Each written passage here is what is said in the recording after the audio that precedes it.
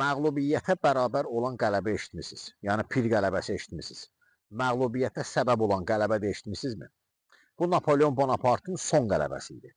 Belə ki, Elba adasından qaçandan sonra Avropa ölkələri ona qarşı birləşdilər. Və iki ordu, Wellingtonun başçılığı altında İngilislər və onun müttəfiqlərinin ordusu, eyni zamanda Alman marşalı Blücherin rəhbərliyi altında Prussiya ordusu ona qarşı hərəkət eləməyə başladı. Napoleon Bonaparte öz qarşısındakı vəzifəni çox qəşəng başa düşürdü və başa düşürdü ki, onları birləşməyə qoymaq olmaz. Ancaq burada bir proses baş verdi. O əmrləri biraz gec verdi.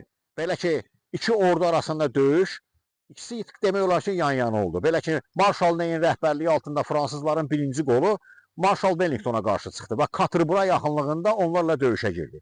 Napoleon Bonaparte isə özü öz ordusunun rəhbərliyi altında Marshal Blücherə qarşı Ligny döyüşündə 16 iyun 1815-ci ildə döyüşə girdi.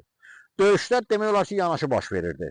Hətta orada bir səhvlik də oldu. Belə ki, Napoleonun sərkərdələrindən biri əmri düz başa düşmədiyinə görə belə fəaliyyətsiz halda ortada qalmışdı. Üstünlük Prussiyanın tərəfində idi. 80.216 topla fransızların, 90.220 topla isə Prusların ordusunun sayı idi.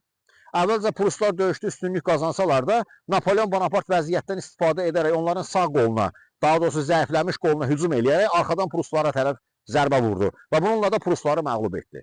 Və niyə məğlubiyyətə səbəb olan qələbə deyilir? Çünki o Prusların tam məğlub olduğuna əmin olaraq onları təqib etmədi. Buna görə də Blücher öz ordusunu qruplaşdırmağa vaxt tapdı və getdi Wellingtonla birləşdi ki, bu da Waterloo döyüşündə onun məğlubiyyətinə səbəb oldu.